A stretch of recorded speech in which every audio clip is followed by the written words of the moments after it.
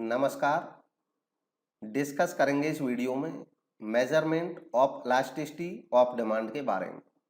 Elasticity को major करने के कई मेथड्स हैं, उनमें से 4 मेन मेथड्स को डिस्कस किया जाएगा इस वीडियो में।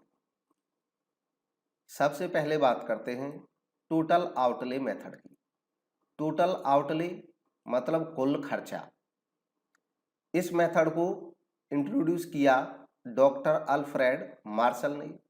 इस मेथड के अनुसार किसी प्रोडक्ट की प्राइस इलास्टिसिटी मेजर की जाती है उस प्रोडक्ट पे किए गए टोटल खर्चे के आधार पर। प्राइस इलास्टिसिटी डिटरमाइन की जाती है कि एक कंज्यूमर कितना एक्सपेंडिचर करता है किसी प्राइस के चेंज होने से पहले, और जब प्राइस चेंज हो जाता है तो उसके बाद जाहिर सी बात है कि वो कंज्यूमर प्राइस चेंज होने के बाद या तो ज़्यादा खरीदेगा पहले से या कम खरीदेगा।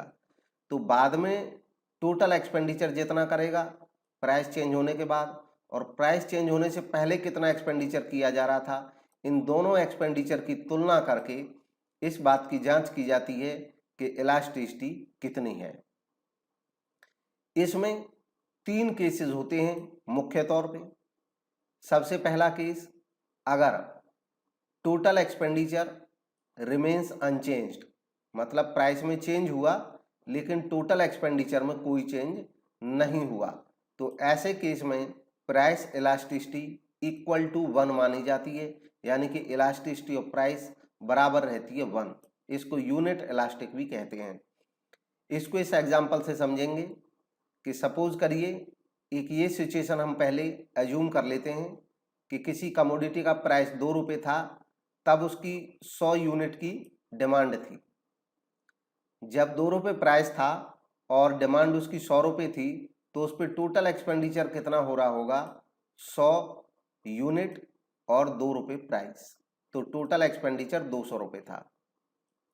एक सिचुएशन एज्यूम करते हैं कि मान लो उस कमोडिटी का प्राइस बढ़ जाए और बढ़ करके 2 रुपये से 4 रुपये हो जाए, तो बदले में अगर ऐसा होता हो कि क्वांटिटी उसकी कम हो जाए, क्योंकि प्राइस बढ़ा है तो लोगों ने उसकी डिमांड कम कर दी, महंगा हो गया सामान तो उसकी डिमांड कम करने लग गई, और जो डिमांड कम हुई तो वो इस प्रोपोर्शन में हुई, इस अनुपात में हुई कि जो टोटल एक्सपेंडिचर पहले था वही अभी भी है।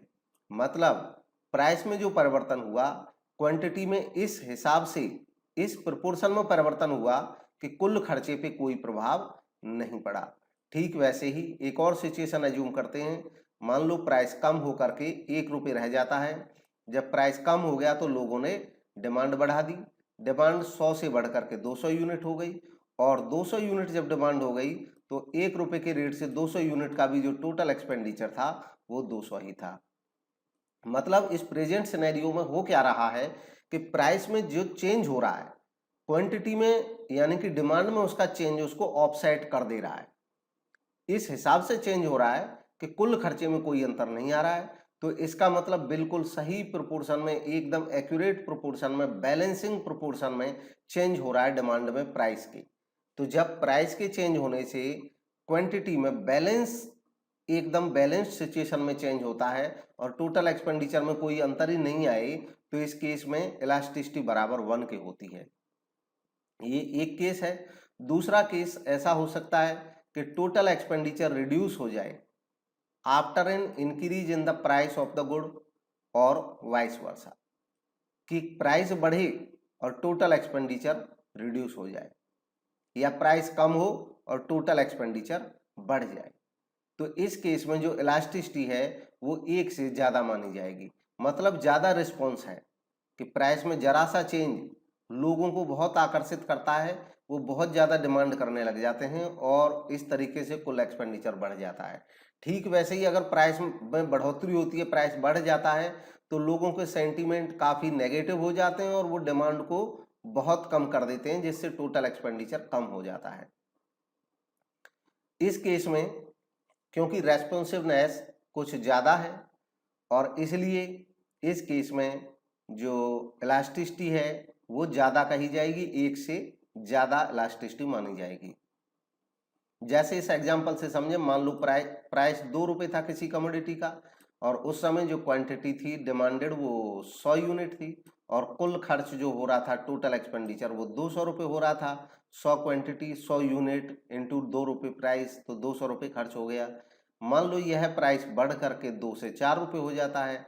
प्राइस बढ़ा तो क्वांटिटी कम हो गई, डिमांड कम हो गई, और जो डिमांड कम हो गई वो इतनी कम हो गई कि जो टोटल एक्सपेंडिचर था वो घट गया, मतलब ज्यादा रिस्पॉन्स हो गया।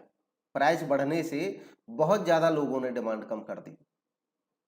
दूसरा सिनेरियो, प्राइस कम हुआ, और प्राइस कम हुआ तो लोग बहुत ज्यादा आकर्षित हो गए, और जो डिमांड थी वो बहुत तेजी से बढ़ी, और 100 यूनिट से बढ़ करके 250 यूनिट हो गई, और जो टोटल एक्सपेंडिचर था वो 1 रुपये के रेट से सामान मिल रहा था, 250 यूनिट खरीदे तो टोटल एक्सपेंडिचर 250 हो गया। मतलब रिस्पॉन्स इतना है कि प्राइस जब कम होता है तो लोग बहुत आकर्षित हो जाते हैं और टोटल एक्सपेंडिचर भी बढ़ जाता है, और प्राइस जब बढ़ जा रहा है इस कमोडिटी का तो उस केस में जो कंज्यूमर्स हैं वो इतने परेशान हो जाते हैं कि वो एक्सपेंडिचर काफ़ी कम कर देते हैं, टोटल एक्सपेंडिचर भी कम हो जाता है। ऐसे केस में इलास्टिसिटी 1 से ज़्यादा कही जाएगी। नेक्स्ट और थर्ड केस है, इफ टोटल एक्सपेंडिचर रिड्यूस हो जाता है after decrease in the price, price कम हो और टोटल एक्सपेंडिचर भी कम हो जाए, या वाइस वर्सा, यानी कि प्राइस बढ़े और टोटल एक्सपेंडिचर भी बढ़ जाए, तो इलास्टिसिटी ऑफ डिमांड कही जाएगी लेस देन 1। इसको इस एग्जांपल से देखते हैं। प्राइस जब 2 रुपये था तो क्वांटिटी डिमांडेड 100 यूनिट थी, और इस तरह टोटल एक्सपेंडिचर 200 रुपये का हो रहा था। प्राइस बढ़ करके 4 रुपये हो जाता है, जिससे जो डिमांड है वो कम हो जाती है, और प्राइस बढ़ने से जो डिमांड कम हुई है वो कम तो हुई लेकिन बहुत ज़्यादा कम नहीं हुई, और इस वजह से जो टोटल एक्सपेंडिचर था वो बढ़ गया, पहले से ज़्यादा हो गया, मतलब रिस्पॉन्स कम है। ठीक वैसे ही प्राइस जब कम हुआ तो डिमांड तो बढ़ी, लेकिन इतनी भी ज़्यादा नहीं बढ़ी कि टोटल एक्सपेंडिचर को वो मेंटेन कर पाती। प्राइस कम होने का बेनिफिट देखा लोगों की जेब पे, प्राइस कम होने से डिमांड उतनी तेजी से नहीं बढ़ी, और इसलिए जो टोटल एक्सपेंडिचर था वो कम हो गया। तो जब प्राइस कम होने से टोटल एक्सपेंडिचर कम हो जाता हो और प्राइस बढ़ने से टोटल एक्सपेंडिचर बढ़ जाता हो तो रेस्पॉन्स कुछ कमज़ोर माना जाता है, और इसलिए जो इलास्टिसिटी है वो 1 से कम रहती है। इन तीनों सिचुएशंस को इस डायग्राम से भी समझ सकते हैं। एक्स एक्सिस पे टोटल एक्सपेंडिचर है और वाई एक्सिस पे टोटल ये प्राइस है किसी कमोडिटी का। तो इस ग्राफ से देखते हैं, ये डिमांड कर्व डीडी इस टाइप से बना हुआ है। यहाँ पे जब कोई एक सिचुएशन लेते हैं कि मान लो प्राइस किसी कमोडिटी का पी था, प्राइस बढ़ करके P1 हो गया, और ये टोटल एक्सपेंडिचर कर्व है, सॉरी ये टोटल एक्सपेंडिचर लिया है, यहाँ पे हमने टोटल एक्सपेंडिचर कर्व है। तो प्राइस जब P से बढ़ करके P1 हुआ तो टोटल एक्सपेंडिचर भी इस पॉइंट से बढ़ करके यहाँ पे ये बढ़ गया, ये बढ़ता हुआ हमें दिख रहा है टोटल एक्सपेंडिचर। ठीक वैसे ही अगर इसको उलट देखें कि प्राइस जब हम यहाँ से P1 से P मान लो कम हो जाएगा तो इसका जो टोटल एक्सपेंडिचर है वो इस पॉइंट से गिर करके इस पॉइंट पे आ जाएगा नीचे की तरफ, यानी कि इसमें भी कमी हो जाएगी टोटल एक्सपेंडिचर में। तो प्राइस कम होने से टोटल एक्सपेंडिचर कम हो रहा है, प्राइस बढ़ने से टोटल एक्सपेंडिचर बढ़ रहा है, तो इसका मतलब इलास्टिसिटी शॉर्टर देन 1 है, इकाई से कम है। दूसरा केस लेते हैं, अगर प्राइस P1 है और बढ़ करके P2 हो जाता है तो जो टोटल एक्सपेंडिचर है पहले C था अभी B हो गया, लेकिन बराबर ही रहा, ये टोटल एक्सपेंडिचर कर्व है, इसमें कोई चेंज नहीं आया। तो जब प्राइस के बढ़ने से या प्राइस के घटने से टोटल एक्सपेंडिचर पे कोई अंतर नहीं पड़ता हो तो ऐसे केस में इलास्टिसिटी बराबर 1 होती है। और इसके उलट अगर प्राइस P2 से बढ़ करके P3 हो जाए और टोटल एक्सपेंडिचर जो पहले इस पॉइंट पे था वो कम हो जाए, तो प्राइस अगर बढ़ रहा है P2 से P3 हो रहा है तो टोटल एक्सपेंडिचर जो है वो कम हो जा रहा है। यहाँ से देखेंगे इस पॉइंट से इस पे आ रहा है, यानी कि Q1 से Q हो जा रहा है, कम हो रहा है। और जब प्राइस P3 से कम होकर के P2 आ रहा है तो ये यहाँ पे हमें दिख रहा है बढ़ता हुआ, इस पॉइंट से ये यहाँ पे आता है, तो इस तरीके से टोटल एक्सपेंडिचर बढ़ जा रहा है। तो प्राइस गिरने से टोटल एक्सपेंडिचर बढ़ रहा है और प्राइस के बढ़ने से टोटल एक्सपेंडिचर कम हो रहा है, तो इस केस में इलास्टिसिटी इज ग्रेटर देन 1 कही जाएगी। नेक्स्ट देखेंगे अगला मेथड, इसको परसेंटेज या प्रोपोर्शनेट मेथड भी कहा जाता है, इसको रेशो मेथड भी बोलते हैं। यह मेथड दिया था फ्लक्स ने और इसमें a ratio of proportionate change in quantity demanded to the price of the product is calculated to determine the price elasticity। price elasticity जानने के लिए proportionate change in the quantity के साथ proportionate change in the price का ratio निकाला जाता है। इसका फॉर्मूला है price elasticity of demand equals to proportionate change in the quantity demanded upon proportionate change in price। फॉर्मूले को इस तरीके से दिखाया जाता है मैथमेटिकली। इसको ये कैसे यहाँ से निकल करके आता है इसको एक दफ़ा डिस्कस कर लेते हैं। Proportionate change in quantity demanded, इसका मतलब क्या होता है? इसका मतलब होता है कि चेंज इन डिमांड, और चेंज को इससे दिखाते हैं इस डेल्टा से, इसको डेल्टा बोलते हैं। तो delta quantity, change in quantity का मतलब डेल्टा क्वांटिटी हो गया, और प्रोपोर्शनेट चेंज जब निकालते हैं तो delta quantity upon original quantity जितनी थी और इनटू 100, ऐसा करने निकल आता है। अपॉन में करेंगे प्रोपोर्शनेट चेंज इन प्राइस, इसमें करेंगे डेल्टा पी, और डेल्टा पी अपॉन हो जाएगा पी यानी कि ओरिजिनल प्राइस। इनके नाम कहीं पे P1 P2 भी हो सकते हैं, उससे कोई फर्क नहीं पड़ता, हमें पता होना चाहिए हमने किस यूनिट को क्या माना है। तो delta P upon P into में 100 हो जाएगा। जब इसको हम करेंगे, इस फॉर्मूले का सरल रूप बनाने की कोशिश करेंगे तो 100 से 100 कट जाता है, इसलिए डेल्टा क्यू अपॉन क्यू और डेल्टा पी अपॉन पी रह जाता है। अब इसको हम ऐसे भी लिख सकते हैं कि डेल्टा क्यू जो आ गया डेल्टा क्यू, और ये क्यू है डेल्टा क्यू अपॉन क्यू, इसको हम एलाबोरेट कर सकते हैं। यहाँ पे ये जो अपॉन है नीचे डेल्टा पी अपॉन पी, इसको अगर ऊपर लाएंगे तो यहाँ पे इनटू होकर के ये हम पी अपॉन डेल्टा पी भी लिख सकते हैं, एक ही बात है। ये उलट जाएगा जब ऊपर की तरफ जाएगा, तो ये सामान्य मैथमेटिक्स के प्रॉब्लम्स होते हैं, ये ऊपर जाएगा तो उलट जाएगा पी अपॉन डेल्टा पी। अब यहाँ पे हम देखेंगे इस फॉर्मूले को, तो डेल्टा क्यू है, ऐसा भी कर सकते हैं कि इनमें सिमिलरिटी लाने के लिए डेल्टा क्यू के नीचे डेल्टा पी को ले आएंगे, डेल्टा पी, और ये जो P है इसके नीचे ले आएंगे डेल्टा Q के नीचे Q दिया है Q को, और इस तरह हमारा ये फॉर्मूला ए सी बी ए इस तरीके की भी शक्ल ले लेता है, delta Q upon delta P into P upon Q। तो ये फॉर्मूले का इसका सरलीकरण हुआ। ज़्यादातर जब न्यूमेरिकल क्वेश्चंस करते हैं लोग तो इसको डायरेक्ट अपना लेते हैं इस तरीके को। इसमें ईपी का मतलब है price elasticity of demand, P का मतलब इनिशियल प्राइस से है, डेल्टा पी का मतलब चेंज इन प्राइस से है। क्योंकि ये कोड अन्य जगह अलग अलग कोड भी हो सकते हैं यूज, उससे कोई फर्क नहीं पड़ता, इसलिए ये लिखने जरूरी होते हैं। क्यू का मतलब इनिशियल क्वांटिटी हमने माना है, डेल्टा क्यू मतलब चेंज इन क्वांटिटी माना है। इस मेथड में अगर हमारा आंसर इसको सोल्व करने में 1 आ जाता है तो इलास्टिसिटी यूनिट इलास्टिक कही जाती है। अगर आंसर 1 से ज़्यादा हो जाता है तो इसको इलास्टिसिटी मोर देन यूनिट बोलते हैं, और अगर आंसर कहीं लेस देन 1 हो तो इसको elasticity is less than unit बोलते हैं। अब है एग्जाम्पल, इसको एक न्यूमेरिकल से समझते हैं। मान लो ये यहाँ पे तो हमने डायरेक्ट लिख दिए, अदरवाइज कोई ऐसे भी बोल सकता था कि किसी सामान का प्राइस 30 रुपये था, तो उसकी जो डिमांड थी उस समय 80 यूनिट थी, किसी कारण से उसका प्राइस बढ़ गया, बढ़ करके हो गया 40, P2 लिख दिया हमने इसको, और प्राइस बढ़ने से उसकी डिमांड पे असर पड़ा और डिमांड कम हो गई और कम होकर के रह गई 60। तो जो शुरुआती प्राइस था उसको P1 माना, शुरुआती क्वांटिटी को Q1 माना, और शुरुआती प्राइस को P2 माना, सॉरी बदले हुए प्राइस को, नए प्राइस को P2 माना, और नई क्वांटिटी जो बदली हुई क्वांटिटी थी उसको Q2 माना है। तो इनकी वैल्यूज यहाँ पे रखेंगे न्यूमेरिकली सोल्व करते हुए, तो इलास्टिसिटी ऑफ प्राइस का फॉर्मूला हो जाएगा डेल्टा, ये मतलब यहाँ पे फॉर्मूला हमने ये जो डेल्टा क्यू है जिसको चेंज इन क्वांटिटी कहते हैं उसको डायरेक्ट लिख दिया Q1 minus Q2 upon Q1 जो ओपनिंग है, अपॉन में रखा है P1 minus P2 upon P1, और इसी को फिर सोल्व किया है तो Q1 80 माइनस 60 अपॉन Q1 80, और ये P1 30 माइनस P2 40/30।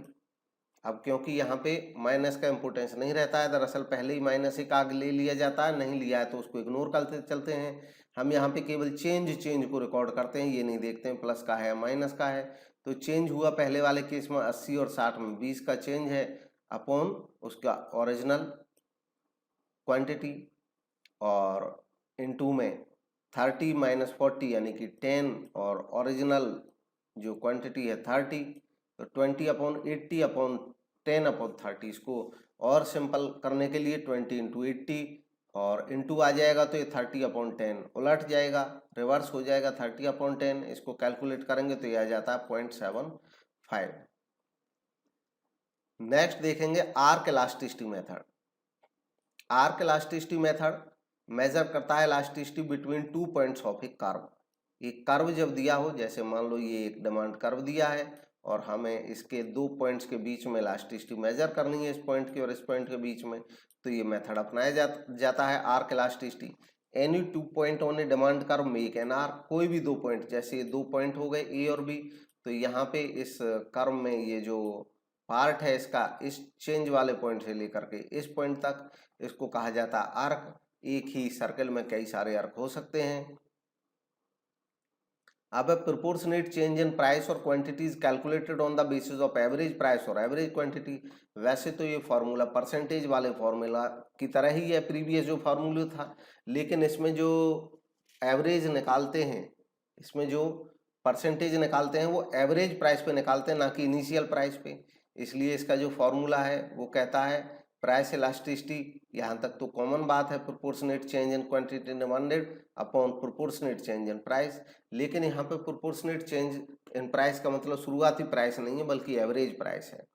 अब एवरेज प्राइस कैसे निकालते हैं, तो इसका तरीका है, पहले निकालते हैं प्रोपोर्शनेट चेंज इन क्वांटिटी। कैसे निकालेंगे, कितना प्रोपोर्शनेट चेंज हुआ है क्वांटिटी में, तो इसको निकालने का तरीका है change in quantity upon average quantity into 100। जितना चेंज हो रहा है क्वांटिटी में उसको अपॉन कर देंगे एवरेज क्वांटिटी से, इंटू 100 कर देंगे। और एवरेज क्वांटिटी निकालने का तरीका है opening quantity plus closing quantity upon 2।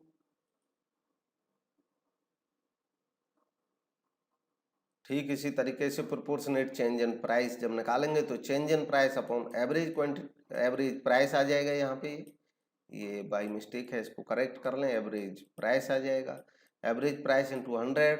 और ये एवरेज क्वांटिटी, ये भी एवरेज प्राइस ही होगा, average price is equal to opening price plus closing price, इसको प्राइस चेंज कर लेंगे अपॉन 2। इसको भी एक एग्जांपल की मदद से समझेंगे। प्रीवियस जो एग्जांपल था उसी से, मान लो जो प्राइस 1 है, पुराना प्राइस वो 30 है और उस समय क्वांटिटी जो डिमांड की जा रही थी वो 80 यूनिट थी, प्राइस बढ़ करके P2 हो गया 40 रुपीज़, और इस तरह क्वांटिटी कम हो गई पहले से और वो हो गई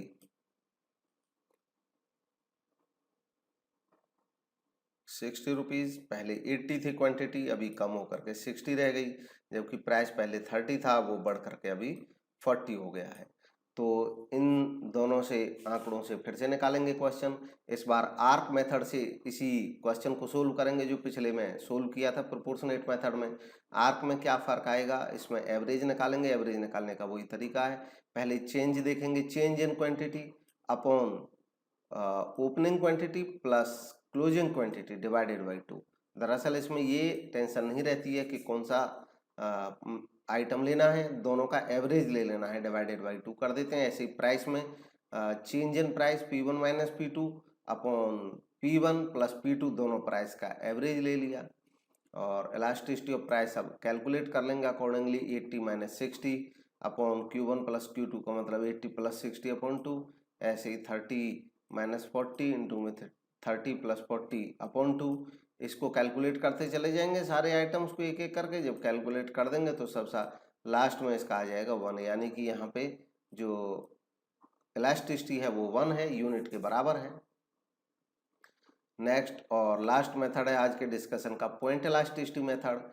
पॉइंट इलास्टिसिटी मेथड यूज किया जाता है इलास्टिसिटी मेजर करने के लिए किसी डिमांड कर्व के स्पेसिफिक किसी एक पॉइंट पे। पॉइंट इलास्टिसिटी मेथड को ज्योमेट्रिक मेथड या स्लोप मेथड भी कहा जाता है। और इस मेथड में डिफरेंट पॉइंट्स लिए जाते हैं डिमांड कर्व के, जिनमें प्राइस इलास्टिसिटी को मेजर किया जाता है अलग अलग पॉइंट्स पे। पॉइंट जिस पे इलास्टिसिटी मेजर की जाती है वो लोअर माने जाते हैं और upper segment of the curve माने जाते हैं, लोअर और अपर सेगमेंट दोनों को। जैसे इसको इस डायग्राम से समझ सकते हैं, elasticity of price equals to lower segment upon upper segment. जैसे इस डायग्राम में देख रहे हैं, एक्सेस है, वाई एक्सेस पे प्राइस है और इसमें डिफरेंट है, इसके इन सब पे हम मेजर कर सकते हैं इलास्टिसिटी का। जैसे मान लो ये मिड पॉइंट है, मिड पॉइंट पे जब करेंगे lower upon upper segment, mid point पे एक्स का मतलब हो गया दोनों बराबर ही होंगे। जब बराबर होंगे तो इलास्टिसिटी बराबर एक की हो जाएगी। अगर इस पॉइंट पे देखते हैं तो यहाँ पे इलास्टिसिटी बिल्कुल जीरो है, कोई इलास्टिसिटी नहीं है क्योंकि फिक्स है। और इस पॉइंट पे अगर देखेंगे तो यहाँ पे हम देखेंगे इलास्टिसिटी इन्फिनिटी है, और इस पॉइंट पे हम देखेंगे कहीं भी तो इलास्टिसिटी ग्रेटर देन 1 है, इस पे देखेंगे तो इलास्टिसिटी शॉर्टर देन 1 है। इसको चेक करने का भी सिंपल तरीका है। जैसे इस पॉइंट पे हमें मापनी है, मान लीजिए यहाँ से यहाँ तक कहीं भी, तो देखेंगे lower segment upon upper segment. अब देखने से ही पता चल रहा है सिंपली कि जो लोअर सेगमेंट है वो नेचुरली छोटा है। जब लोअर सेगमेंट छोटा है तो जब आप बड़े से अपर सेगमेंट से छोटे को डिवाइड करोगे तो नेचुरली जो इलास्टिसिटी है वो 1 से कम ही रहेगी। तो ये था डिस्कशन डिफरेंट मेथड्स को लेकर के जिनसे हम इलास्टिसिटी को मेजर करते हैं। Thank you.